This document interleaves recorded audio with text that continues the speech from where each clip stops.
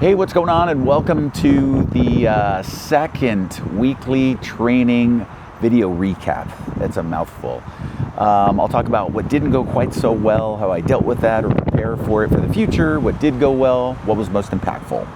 Right off the top, what didn't go as well as I would have wanted was I did not get the amount of training days that I wanted because we had travel to go support a family member that graduated from college in Florida. So we left Southern California on Wednesday, Florida, returned back early morning Saturday, and I didn't train any of those days, and it ended up I was just too fatigued to train that Saturday we arrived, then even after a night of rest, Sunday.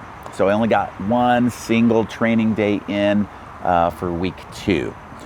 How do you prepare for that? I mean, I would go again to support my family members in a major life event. So there's not really like a preparation you're going to kind of do for that. So a little bit unique. What went well is the single training day I had was a T-max interval session, and I crushed it and went up another 10 watts. So remember on week 1, I went up 10 watts for each of the T-max sessions that I did for a total of 20 watts.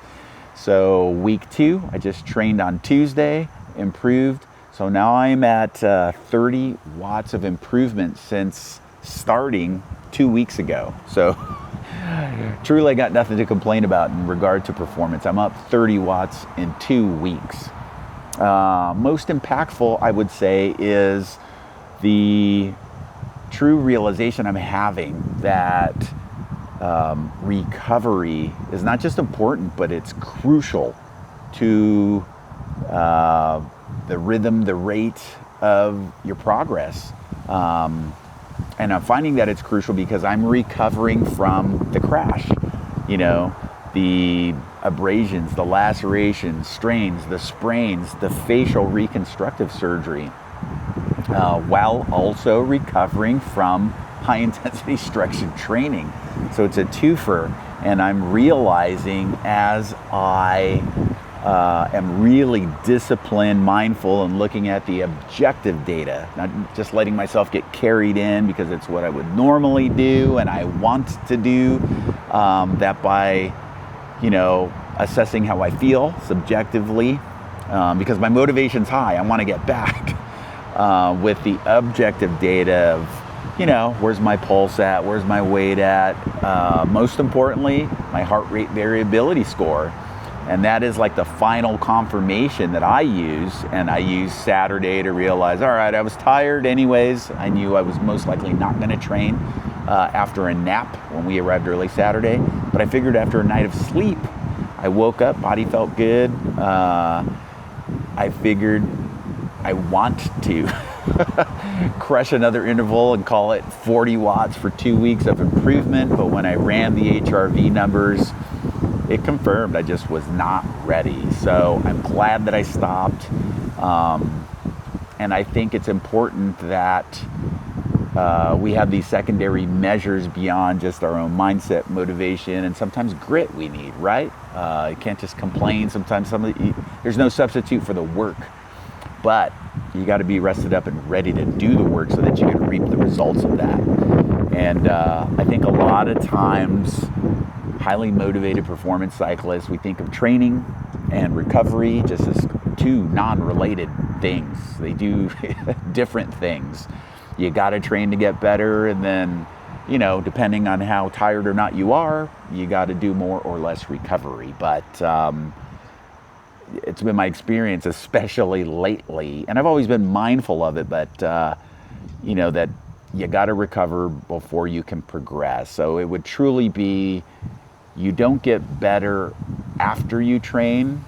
You train, and then you recover, and then you get better, and then you just keep repeating that process. So historically, I've never had an emergency reconstructive facial surgery to recover from. So, I know after 33 years now what it takes to recover from a cold, a flu, an easy bike crash where you kind of just, lose some skin on your elbow. But I knew the rhythm and the rate of what my recovery was just over 3 decades. But this, the facial surgery and recovering from workouts has been way different. And this is the priority still. But it's made me very mindful, very aware, and forced me to be very disciplined by, like I said, using objective data to run up against how I feel motivation-wise, which I said is very high. So that's what's most impactful. Upcoming for week 3, crazy. We'll just more T-Max workouts to progress again and see if I can take this up. I got no travel, no nothing, to 50 watts of progress in 3 weeks. It's the goal I'm setting for myself. I'm pretty nearly positive I could do 1 day and then guarantee that I come in and crush 370, but 380 would be nice. So that is the training week. I'll post some other little small shorts maybe later, but I'll post up again after I'm hitting the next interval training session. Keep you posted. All right, thanks for watching.